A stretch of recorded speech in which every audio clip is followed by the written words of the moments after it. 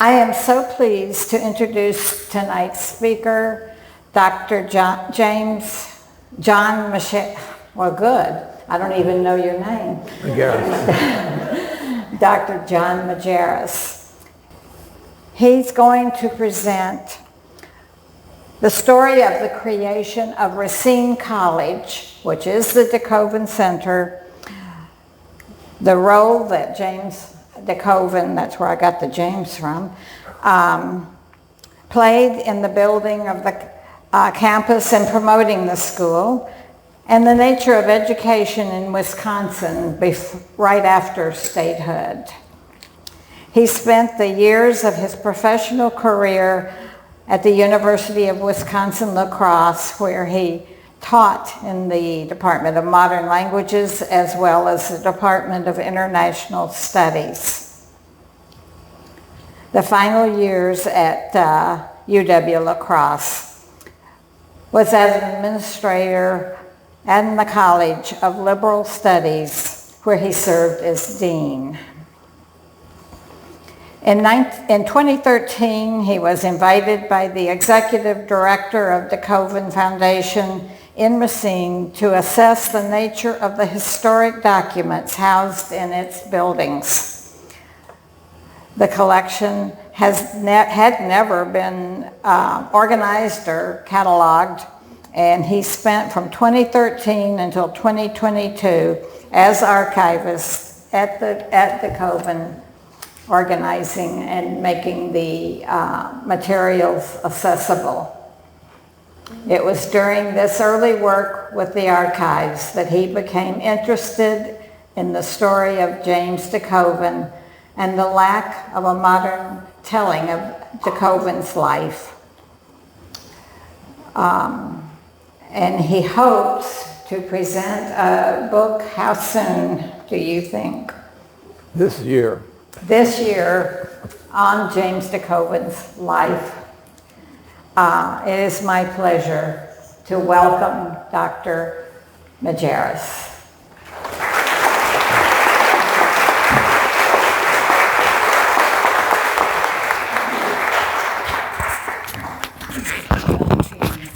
Thank you very much, Linda. I'm very pleased to be able to present this talk, which is a new one for me. It's sort of combining some of the other things that I've talked about and studied earlier. I use the term Wisconsin frontier, and I've just started using that term recently. Prior to that, I have said things like early Wisconsin or Wisconsin before statehood, but I don't think that really gives us enough of an idea about the situation that existed at that time.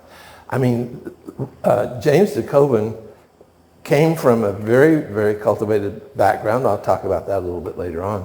But he came to a frontier. I mean, it was not the Wild West, but it certainly was not the civilized West either that we arrived at.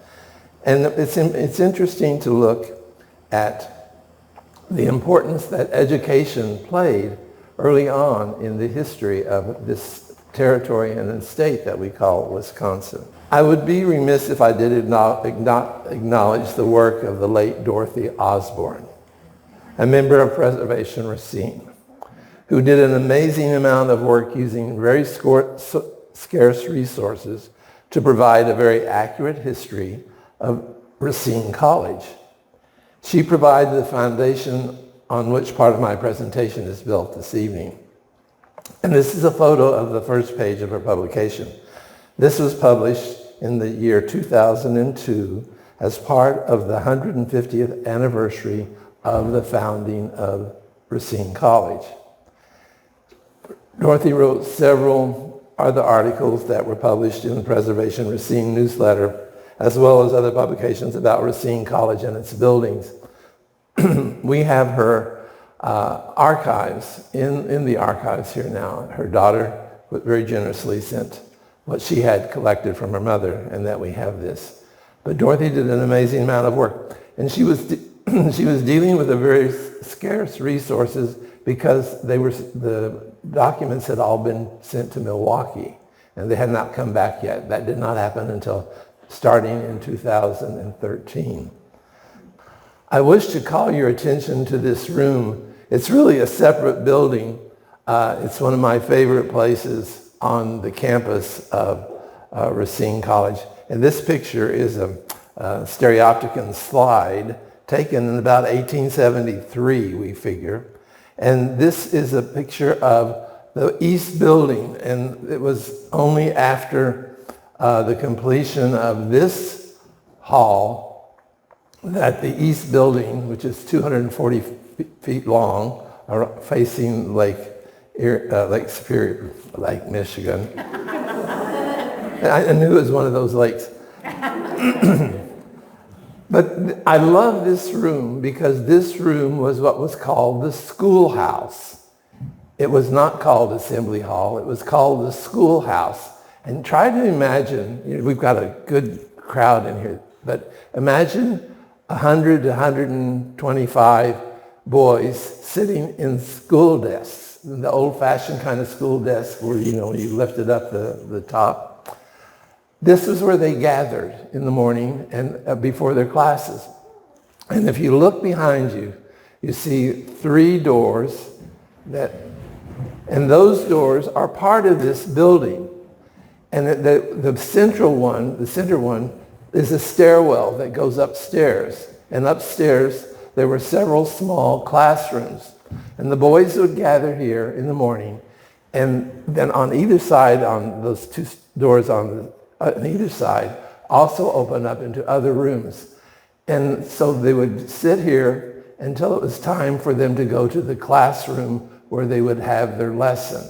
And then when they were done with that, they would come back here and other boys would go in. So it was a gathering place, and at the same time you can just imagine the noise when they arrived in the morning. And then in the evening they came back here because this was their study hall. This is where they studied. Every evening they had a 2-hour study hall. Up front here was the preceptor. And what used to be, until about 5 years ago, there was a podium up here, and that's where the preceptor sat to keep order as much as possible.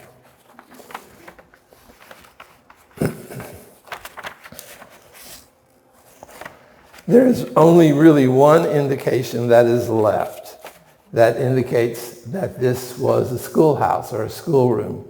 And you can't see them they're not very clear, but on either side, and then behind the screen, there are 3 Latin inscriptions.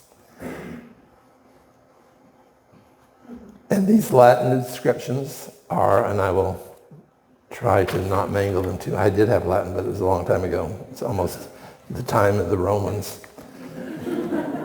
Multis illi bonus flebilis occidit, or occidit. That's this one over here. And it's translate, the complainer goes to his own destruction. So it's a little bit of a lesson. Behind the screen is the motto of Racine College, which was Vigiat Radix. Radix being the word for root, and that is, may the root thrive. And this was a motto that James DeKoven liked very, very much. Radix is the origin of the word radish. And it's also the origin of Racine, which is what root means in French. And then the other one over there is defunctus adus locitur. Although dead, yet he speaks. So those are the signs that this is a schoolroom. They were obviously painted many years ago. One of the fascinating things about Wisconsin is its population growth. And this sort of illustrates what happened. In 1830, and this was long before even the territory was formed, the population was 3,000 people. Most of those people were in the southwestern part of the state too, or in Green Bay and Portage.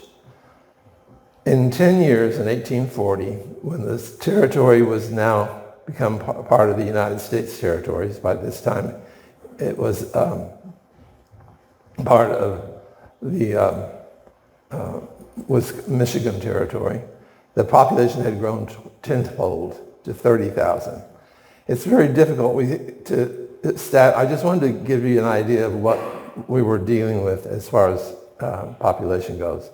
In 1850, it had grown to 305,000 for the state. And you can see slowly, and then by 1860, 775,000, 1870, a million. So the frontier didn't last too long, but it lasted long enough to impact what was going on around the state.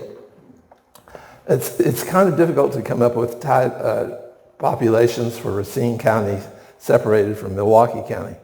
When the territory was formed, there was only one county, and that was Milwaukee County.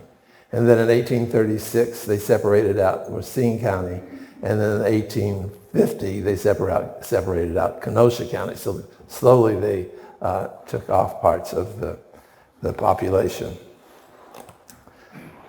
As communities developed throughout the territory, schools were created, but there was nothing really that was an organized effort to create schools. There was what was called the free school movement. The free school movement. This was important in the territory. There was a move to have free public schools, and this is the importance of Horace Mann. And the interesting thing about why were these schools? Why were the schools important? To foster morality, democracy, and American values. And knowledge also kind of came in there too. That was important. As you look over the documents, one of the things that is mentioned frequently about schooling is that it's tied with prosperity. If we have education in our country, we're going to have prosperity. That was the theme that was carried on over and over again.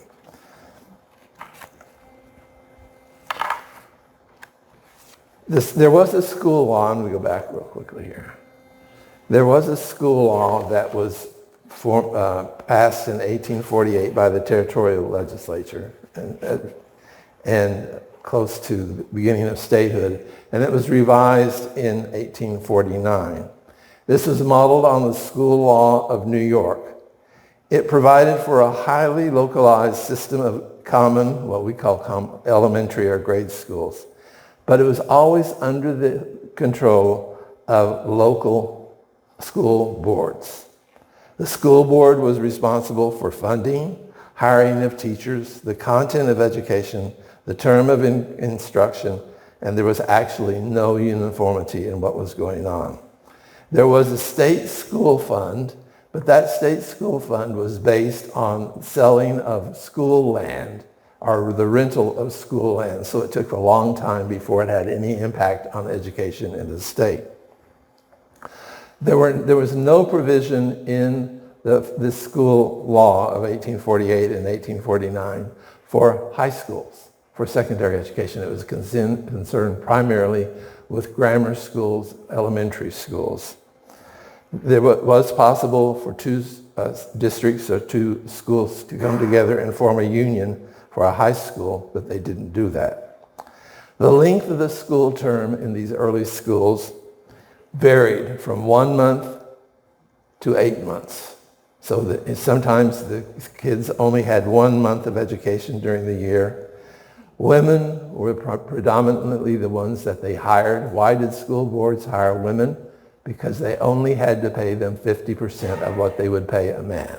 This was an established practice. And there were private high schools, but they were very few and far between. And the first public high school, this is a matter of contention, there's argument about that. Different sources give different dates. But one that I saw several times was that the first public high school, was in 1849 in Southport, which is now Kenosha. I've also seen where it's indicated that's Racine in 1850, and also the first students that showed up in a high school in Racine was in 1853. Interestingly enough, Madison did not figure in this as far as having a high school, and Milwaukee did not have a high school, a public high school, until 1858. So where did people go for education? Okay.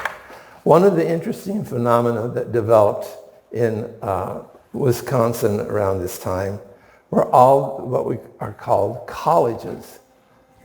And I've listed here several of the colleges that exist.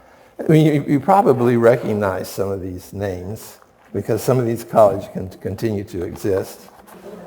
Nashotah House was really the first institution of higher education in the state. And this was started as a mission and a seminary, and then it became a college in 1842 by Bishop Kemper. Then we have Milton College, 1844, Carroll College in 1846, is St. Thomas College, which was founded in 1847 by Samuel Mazzucchelli. But that's where one of my great-grandfathers was a student.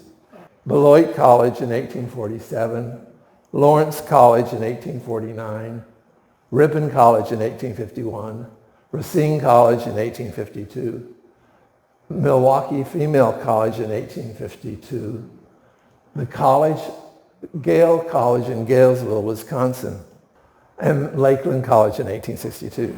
These were all started out as four-year institutions.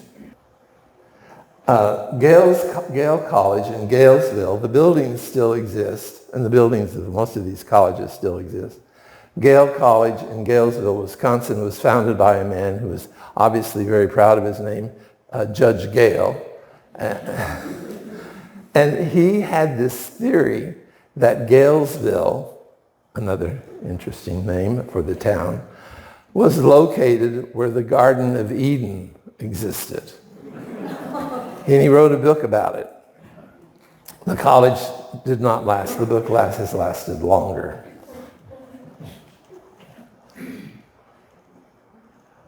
Let's talk about the creation of Racine College.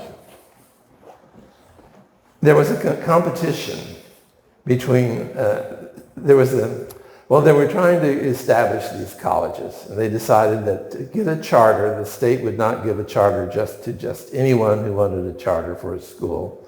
And so they had a competition, and the funding was that if you came up with $5,000 and 5 acres of land, you could have a charter for a college. The Episcopal Church sponsored this, was encouraging this, and they sort of pitted Racine against Milwaukee and said of these two places, if you come up with 5 acres and $5,000, you will get this charter to have a college. Obviously, the civic leaders of Racine were much better organized than those in Milwaukee. And, Milwaukee had a hard time deciding that it was going to become just one city. There were all these different communities that formed. And so the citizens of Racine raised 10 acres of land and $10,000. And one of the valuable documents that we have in the archives is this subscription that they started, in which they asked people to contribute different amounts of money. And it goes on for several pages. And they did raise $10,000. And they basically say that they agreed to contribute this amount of money to the college. Several times in the history of Racine College, they did raise money this way, so there were different subscriptions that came about. It's very interesting. The first person on the list did not pay. So scratched his name. But he eventually came up with $100. But that was a lot of money in these days. We're 1851, where these people probably were really working hard to make that $100 and $200. Some of them were a little bit better off than others. And if you look through, when you read through this list of all these people who were making these donations, some of the early founders of the city are listed in there. Gilbert Knapp is the last one on this sheet here, the first sheet. Gilbert Knapp, who was credited with founding Racine. And it reads, the undersigned agree, each for himself, notice himself as men, to pay the sums set opposite our respective names for the purpose of building a college to be located on 10 acres of ground directly north of the Evergreen Cemetery, and to be under the management and support of the Episcopal denomination of Christians. Even though in the beginning it was not really an Episcopal church, but they do acknowledge the fact that the Episcopal religion was responsible for raising this money. They had to pay their amount in 3 installments on the 1st of January, May, and August of that year. So we have this organization, and they established a building committee, and the building committee started looking for a president. The board of directors started looking for a president, and they chose Dr. Roswell Park. And this is the only photo that we have of Dr. Roswell Park. He was quite an interesting individual. He was a graduate of Union College and as well as of West Point. He was one of the first graduating class at West Point. He became an Army engineer. He taught at the University of Pennsylvania. He taught chemistry and natural science, natural philosophy as it was called there. He was a musician. He was an Episcopal priest. And he was sort of a jack of all trades and a master of several. One of the most interesting things that I found out about him is he traveled to Europe in 1850, 1851, and when he came back, he wrote a tourist guide, which is called A Handbook for American Travelers in Europe. It was published in 1851, and you can still get it online. It's fascinating reading. Along with the book written by Thomas Cook, these were the 2 most popular guides to traveling in Europe. He started teaching. He actually applied for this job before he knew there was even a job, and so they were happy to have his application, and they hired him. His school started in 1852 with 9 students and 1 faculty member, Roswell Park. He was not a disciplinarian, and he was obviously not very well organized, although he had done an awful lot in his life. And the school was very successful at the beginning, but then it sort of fell apart. This was the first building that was built for Racine College, and one of the enticements to have Roswell Park come to Wisconsin, to Racine, to be the head of this college, was they named the building, the first building, after Dr. Park Hall. Either that was an amazing lack of imagination, or it was really just an enticement to get him here. Dorothy Osborne was very devoted to trying to find out, who designed this building and who built it. She did find out that Lucas Bradley was probably the builder. He was a contractor and builder here. And that a J.F. Miller of New York was the designer. Everything was in this one building. Dormitories, classrooms, library, chapel, dining hall, kitchen, science laboratory. There were, in the time of Dr. Park, there were probably about 70-some students. He was in charge of the school from 1852 through 1859. There was one student who achieved a great deal of success, and this is an interesting side story to the story of the beginning of Racine College and Dr. Roswell Park. And that student was Roswell Park Jr., his son. Roswell Park went on, he graduated from Racine College, got his medical degree at Northwestern University in Chicago. And if you type the name Roswell Park online into Google, you come up with what is called the Roswell Park Comprehensive Cancer Institute in Buffalo, New York.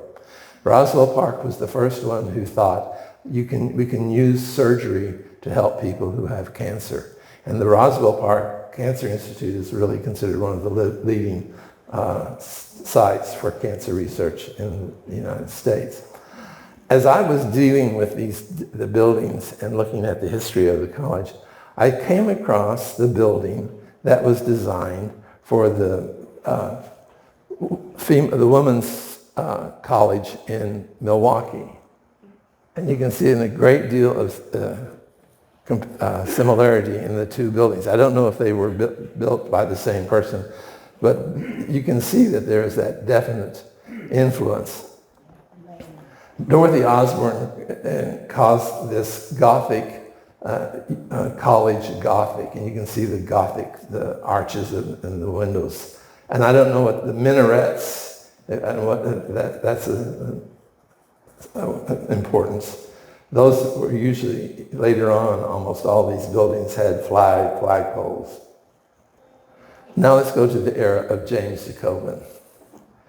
James DeKoven came to Wisconsin in 1854, but he did not come to Racine. He graduated from Columbia College in New York City, so he's a college graduate in 1851.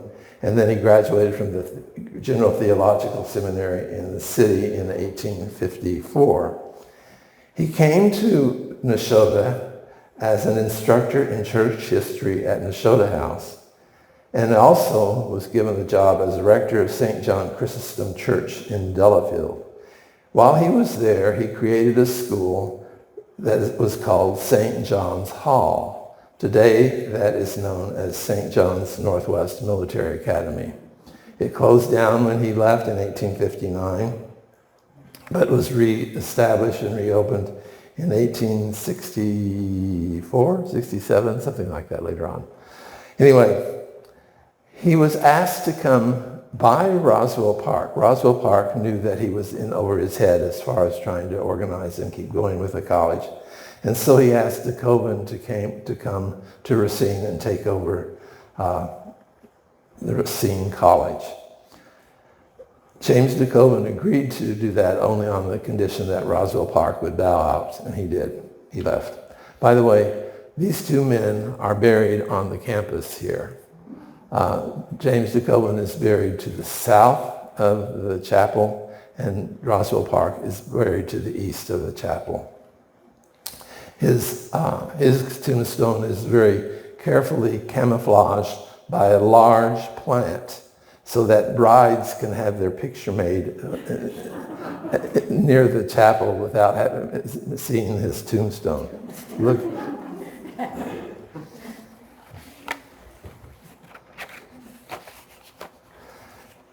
The college had continued to grow, and so they built a building called Kemper Hall after Bishop Kemper. And this is an image of this about 1859. They had started the building, but they didn't have enough to finish it. James DeKoven, when he arrived with $3,000 that he had raised for his St. John's Hall so he can finish this building. And they really are parallel to each other. This image shows that the Kemper Hall is sort of not parallel to Park Hall, but they were parallel. And so they just doubled the size of the college. James DeKoven had very different ideas about a college. And he believed that the college and the students gathering together should be a family. And so he insisted that they live together, they study together, They ate together, they prayed together. And even if a faculty member was hired who had a family and a wife, they lived in the buildings. And they all ate together. And both the students and the faculty member all had the same food. He insisted on good food for the students. It's interesting, when they reorganized the college after his death, one of the first things they did was they started cutting back on the amount of food that they were providing for students. James DeKoven came from an upper middle class family. His father was a sea captain. He was one of 10 children, 5 boys and 5 girls, which was not unusual at that time. But the interesting thing about the DeKoven family is they started moving to the Midwest. I'm going to go back. And so 3 of his sisters married Chicago men. He came out in 1854. His brother John came out in 1854. His sister Elizabeth had come to Chicago with her first marriage in 1832, so she was one of the first residents of Chicago. If you know the town of Wadsworth, if you're driving to Chicago and you look on the interstate, there's the town of Wadsworth. That's one of the families that the DeKoven sisters married into. In 1864, there was a fire, and it destroyed the original Park Hall. James DeKoven was concerned about having a chapel, and so with the insurance money from 1864, he was able to parlay that into rebuilding Park Hall and building a chapel. And this is the Chapel of St. John, which was built in 1864. And one of the things that I find fascinating about when I study the history of these buildings is how quickly they were built. This Park Hall burned on January in 1864. The story, the account of the fire in the newspapers of the day is fascinating because it was January 5th when it burned. Had been a very, very heavy winter with a lot of snow. There was a fire engine that was brought to try to help put out the flames, but it got stuck in the snow. And so the boys, after they threw all of their clothes and books out of the windows, they tried to shovel away for the fire equipment to arrive. It didn't. They eventually did put the fire out, so it only destroyed about two-thirds of the building. But so that was January 5th that it burned. By September of 1864, it was rebuilt and the students moved back in. So it's amazing how quickly things work. And in 1865, this chapel was used for the Christmas service of that year. So they started working on it in 1864, and by 1865, December, it was ready to be used as a chapel. And this was an important step in creating this religious school that James DeKoven was so fond of. In 1858, I'm going back a little bit, but 1858, James DeKoven had gone to Europe in the summer, and he had gone to visit different schools. He was interested in seeing how the school education what was happening in England. And he visited Radley College, which is near Oxford. It still exists. Radley College still exists. And he came back with this image of a college, of a chapel. And so you can see, it's almost exactly a reproduction. I sent this picture to the archivist at Radley College, and they were amazed at the similarity. They did not have any idea that in 1864, 1865, there had been a twin built of their chapel. Eventually, this was torn down and a larger chapel was built. This is the interior of the Chapel of St. John here. Like I say, the interior was finished in 1865. If you've never been in the chapel, if you've been there, you know about how narrow the space is between the pews. When it was finished, there was a lot more decoration. The walls were painted, there were images, there were designs on the walls, and over the years it has been toned down somewhat. The next building that was built is what is called Taylor Hall. And this building was the college building. And when I say it was the college building, James DeKoven wanted to have a separate place for the college-age students to live. And so he wanted this college building. And then so when he built this Taylor Hall, and it's back on the back end of the property, it was built in 1867, and it would house 50 students, 50 college students at least, in semi-private rooms. Each student had a living room and then a private bedroom. Also, faculty lived here. It had a library, it had classrooms, but it didn't have a dining room or a dining hall. They still all ate in the dining hall that was in Kemper Hall. In 1864, when the chapel was built, a very prominent man in the history of Racine by the name of Marshall Strong died, and he left to Racine College 80 acres of land that abutted the 10 acres that existed already. And so a farm was created. And so it was not uncommon for the colleges and schools at that time to have a farm where they raised food, where they raised cattle. James DeKoven was very proud of the amount of potatoes that they raised. On the average, it was 1,000 bushels of potatoes every year. And the schools provided work and nourishment for a lot of people. When you think of this, we're still in 1867. In 1867, heating of these buildings, there was no running water. The heating was all wood-burning stoves or fireplaces or coal.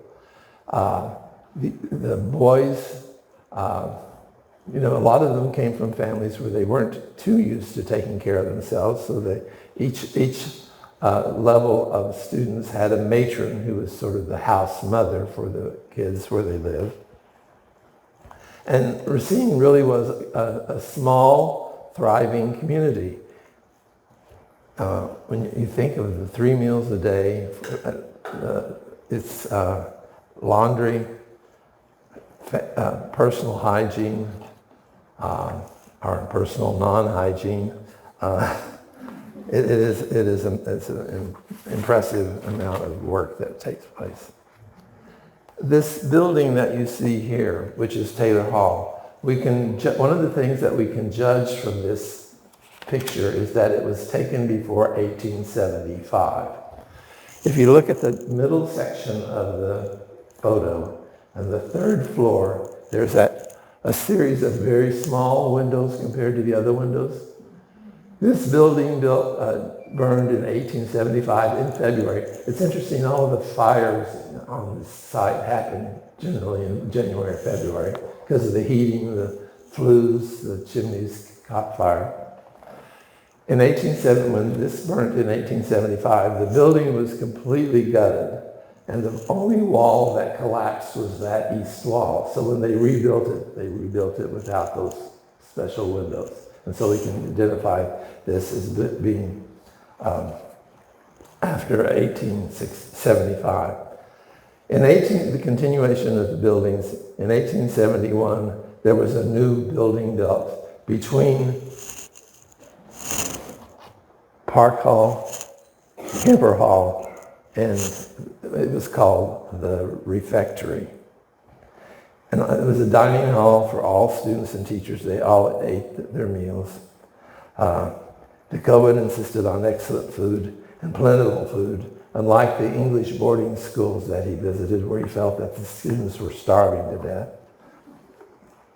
And in 1872, then they built by the way, the dining hall was paid for by contributions from Chicago parents.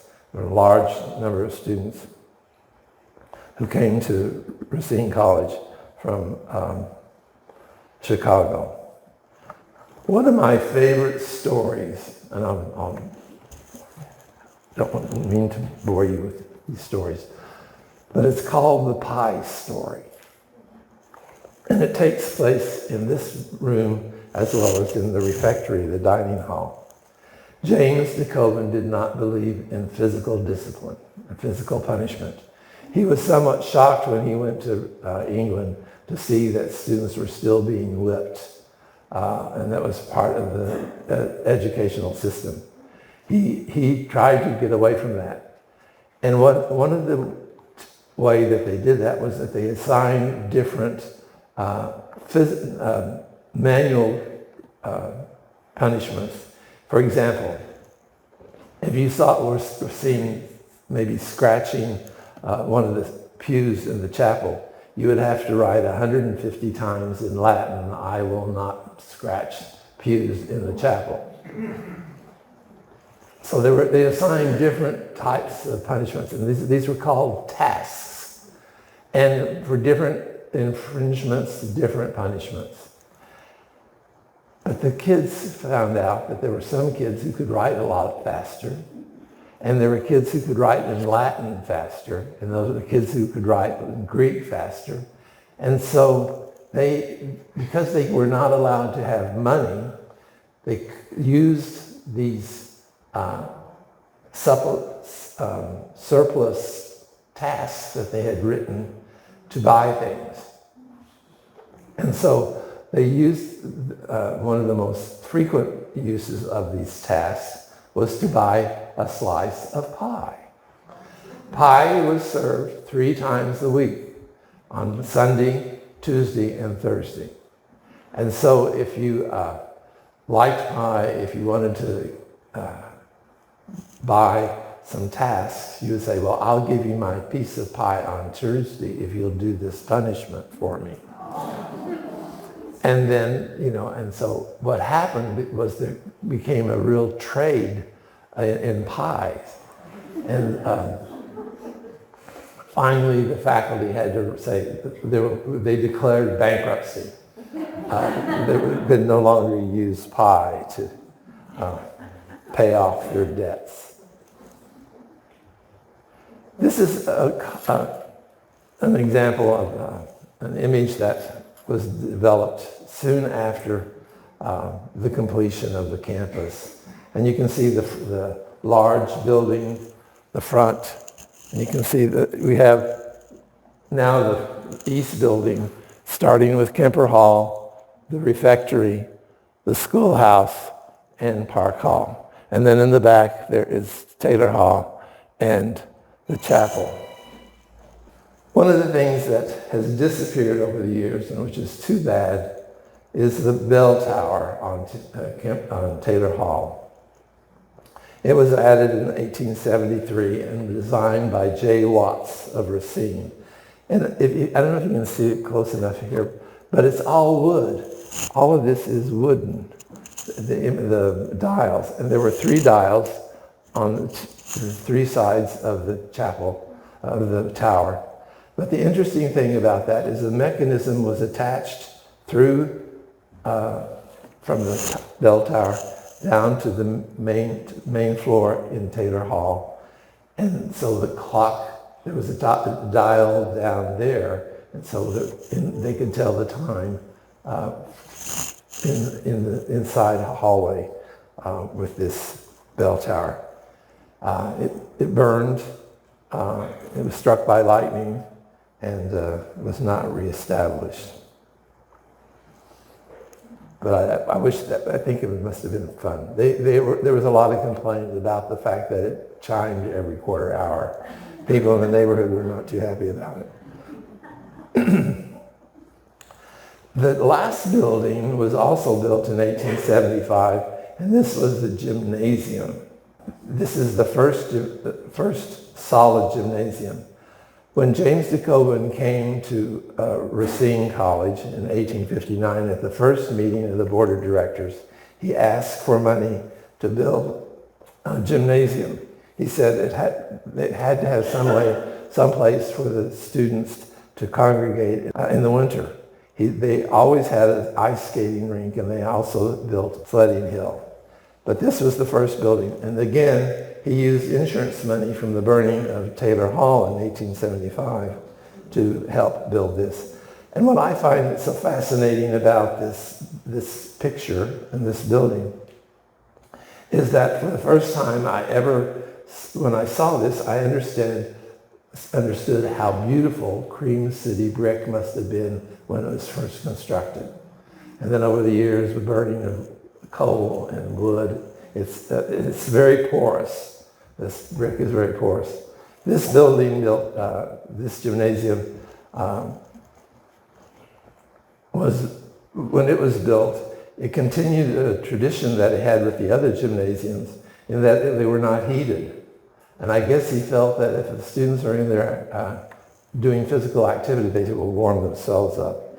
Eventually, though, this one was heated. And there's another image of the completed campus in about 1879. And this one is fascinating because at the very back part of the image, you can see barns and different outbuildings. So we do know that they had at one point, they had 7 cows, a team of oxen, and then over on this left part in the back, that's a bicycle racetrack. Biking was very, very popular in Kenosha and still is, and in Racine. So this is Racine College. Okay, what was the student enrollment like?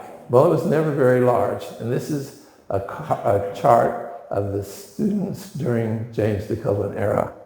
If we start in 1859, 1860, there were 17 students in the college and 23 students in the preparatory school.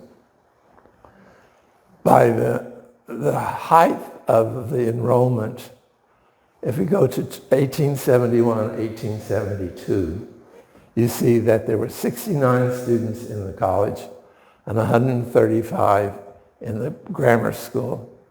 And 1872 to 1873, there were 64 students in the college and 157 students in the grammar school.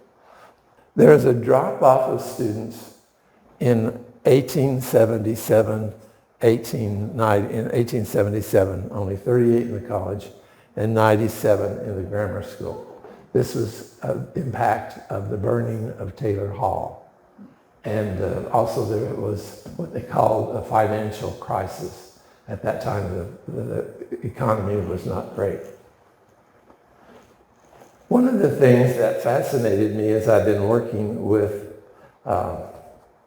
the history of Racine College and working on the biography of James DeKoven, which I will talk about in just a minute, is what was the importance of Racine College? Here it was in a state with there's so many of these colleges, but Racine College seemed to get a larger amount of publicity. First of all, the Episcopal Church did play a role in the fact that there were a lot of publications, monthly publications, weekly publications throughout the country that publicized Racine College. And because of that, there was a very, very high enrollment of students from other states in Racine. In the 1860s, most of the students who came from out of state were from the New England states and eastern states. And then by the 1870s, it was Midwest. So obviously I don't have enough to keep me busy. So I did a study of 3 colleges as what was going on with them. And in 1870, 1871, there was Beloit College, Racine College, and Ripon College. Beloit College, located near Illinois. It had 64 college students, 147 preparatory students. They represented 11 states. 49% of the students in Beloit College at that time were from other states, but 43% of that 49 students came from Illinois and from the western part of the state of Illinois, not from Chicago. Racine students came from 22 states. 81% of the students in Racine College at 1871, 1872 came from other states. 31% of those came from Illinois, and most of those, 59 of them, came from Chicago. And so it was a very important role that played. Ripon, 57 college students, 45 prep students. They came from 9 states, but they only represented 13% of the student body. So there was this national representation of students. Even more interesting than that is the fact that by the 1871, 1872, the student life and the college was really chugging along. And on campus, there were 12 faculty members, 3 of them with families who lived on campus. There were also 34 young women living on the campus who worked. They were the servants. They were the ones who cooked. They were the ones who did the laundry. They were the ones who cleaned. 22 of these 34 young women were born in another country. And the countries that they represented were Prussia, Ireland, Denmark, Bohemia, and England. So I think that it gives us an idea that it really was not just a boys' area. I mean, there were women, and there were 12 other servants who did not live on campus. At the same time, primarily because of the farm, there were 12 young men who were called laborers, and that 10 of them had been born in other countries. So it was a mixture of people on campus. 2 of the young women who are in this 34 were former slaves. And this is 1871, 72. So where do we get this information? College registers. We have college registers going from 1851 to 1832. The college newspaper called the College Mercury, which was started in 1867. Unfortunately, it's not complete, but we do have quite a bit of information from the College Mercury. The story of the pie story comes from there. This is an image of James DeKoven. He's the center in the front row. Healthy man. He obviously enjoyed the food that was prepared here. He's looking a lot stockier than he ever did. And some of the young faculty members that he worked with. James DeKoven really was the spirit of Racine College. And he loved Racine, he loved the school, and I think one of the more beautiful letters that we have from him, he wrote back, when he traveled in Europe, he always wrote back to the boys, and it's always started out, "My dear boys." And this is written from the Grand Hotel in Paris on March 2nd, 1868. This was something, if there was a Chamber of Commerce in his day, they would have used this letter. "Meanwhile, each day, I think no sea prospect as beautiful as Lake Michigan, no town as fair in my eyes as Racine, no cathedral as noble as the chapel, no person so dear as my own dear boys. So good night to you all affectionately." And then he signed it James DeKoven. He wrote letters like this time and time again. We also, since the time that Dorothy was doing her research, we have discovered his personal journal. It was discovered in the National Cathedral Archives in Washington, D.C. We don't know exactly how it got there, but it is now back in the state of Wisconsin in the archives at Nashotah House. It should be here, but it's not. And he really loved the campus, and he writes about it very interestingly. This is an excerpt that is from his journal. Today I left my study and walked about the college grounds. There had been a storm, and now the clouds had vanished, and the sun was shining brightly. The grass, which the drought had nearly withered, looked fresh and green again. The flowers in the window boxes were very bright. The pleasant wind plays in the woodbine which covers one side of the chapel and a part of Taylor Hall. Never did the chapel garden with its foliage bed and tryst geraniums and verbena seem more lovely. The buildings, now all fresh and clean and ready for the term which is soon to open, were very noble to look upon. I thank God for it all. James DeKoven died of a heart attack in Taylor Hall in 1879 on March the 19th. But the college went on for 10 years, and then the college was closed. The college section was closed in 1789. The preparatory school or grammar school continued. And this is just an example of some of the images that we had. It became a military academy. There was always a choir, a men's choir, voice choir, that was known throughout the Midwest for sure. And the school went on until 1932 in various forms. It became a military academy. It became a junior college. That never really succeeded. And in 1935, the community of St. Mary's, the Sisters of St. Mary's, purchased the property. This is an Anglican order of religious nuns. They purchased the property in 1935 and started, primarily they did this for a summer home for their orphanage that they had in Chicago, and they brought girls up every year. This summer camp lasted from 1934 to 1976. And every summer, it's amazing, every once in a while we have someone who visits and says, oh yes, my mother came here and she talked about the wonderful time that they had. The sisters ran this incredible summer camp.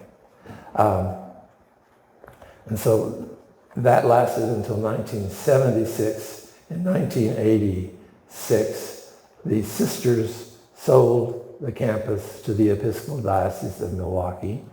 In 1935, they had created what was called the DeKoven Foundation for Church Work, and that still exists to this day.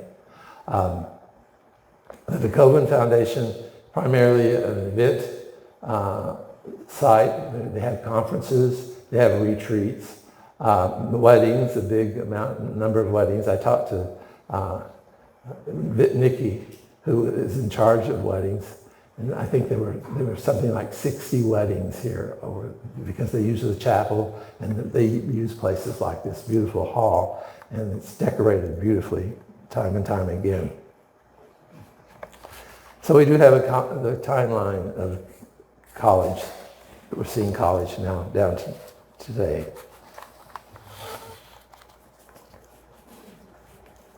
I want to thank the DeKoven Foundation, which has supported my research and which has helped me as I worked on this. Special Matthew Payne tonight for doing the recording of the presentation. Rory Graves, who put the PowerPoint together and helps me find the images that I wanted to use. And all the staff of the DeKoven. It's not a very large staff. They work hard. Believe me, they work hard. And my challenge to you is when you visit Racine campus, the Racine College, the DeKoven Center now, just think of the stories that can be told about the life that went on here. It was a beautiful place. We don't have a lot of stories from students. We can imagine them, and they studied hard. Some went on to be very, very successful people. There were 4 bishops who eventually became bishops who graduated from here. A governor of Minnesota was a student here. A Supreme Court, the primary judge of the Supreme Court of Wisconsin graduated from here. The man who introduced the avocado to the United States, we've got a lot to be thankful for, was a student of Racine College. Racine College very early had science. Science was important and mathematics was important. James DeKoven tried desperately to have a good science and mathematics department. So anyway, that's my story. Enjoy this place. Come by, come walk through the grounds because they are just gorgeous. And a lot of volunteers work to make the flowers and the grounds presentable. If you have any questions, I'll try to answer them. Yes? Could you comment about President Lincoln's son being a student here? Oh, that's a myth. Tad Lincoln never was a student here. Mary Todd Lincoln did visit. She was not too impressed with James DeKoven, I must say. She described him as being a suave Jesuit. She did not send her son here. She visited here for 2 weeks. I've dug through everything that I could find. We have a list of every student who was ever enrolled at Racine College. James DeKoven, during 20 years, was the one who entered their names. So it had to be during that period that there would be the name. Some people have suggested that maybe that they used an anonymous name or a different name. But James DeKoven would not have done that. So we do know that she wanted him to be able to go home every weekend to Chicago where she was living. But the boys did not go home on weekends. They came in September. They went home for the first time after Christmas. And this was until 1869. And then again after Easter. Because it was a family group that he wanted, they celebrated Christmas as a family and they celebrated Easter as a family. She could not accept that. And she writes letters from when she was staying in the hotel in Racine. She writes, says, "Oh, the boys look so sad. I just can't imagine my poor Tad sleeping in one of those cots away from his loving mother." That would have been the best thing that could have happened to him, I think. He had been spoiled. He was basically illiterate. And some people who have commented on this said he probably would have only lasted about a week or 2 here. Oh, and that was the other thing. Mary Todd Lincoln didn't have enough money to send Tad to school here. And she mentions that in one of her letters that she writes. Tuition about that time was $275 a year, which was a lot of money, and plus $25 application fee. But it covered food, housing, heat, some furnishings. They were very strict about what the clothing that they had to have. So it was expensive, and it continued to grow over the years. Any other questions? Yes. I see in 1922 the Cushman family reopened the preparatory school for the boys. Is that any relation to Dr. Cushman? Yes. Is he still active here? Yes. The Cushman family took over the school. They were determined to have it continue. And so they took it over in 1922, continuing with the idea that it was Racine College. In 1931, they made it into a military academy, and that lasted from 31 through 33. But again, what happened to the Cushman family was a sincere effort on their part. They mortgaged their houses to pay off some of the bills that had mounted on these buildings. But then 1925, 1929, and the collapse, the stock market collapse, people could not afford to send their kids to school here. The other interesting person who graduated from the school during the Cushman regime was the first husband of the Duchess of Windsor, who was originally from Racine. And I can't remember his name. Her name is Wallace Simpson. And that's her name, and it was the Simpson family. Okay. And DeKoven Street was named DeKoven Street while James DeKoven was still alive. And so they named DeKoven Street in his honor. And in Chicago, there's also a DeKoven Street. And the history of Chicago says it was named for John DeKoven, James DeKoven's brother, which is not true. It was named in honor of his father, who had bought land he had bought a section of land in Chicago. And James DeKoven's mother held on to that section of land until she died in 1874, when it was divided among her 8 surviving children, each one of them getting over $150,000 when they sold it. So we've been a very attentive audience. I really appreciate you.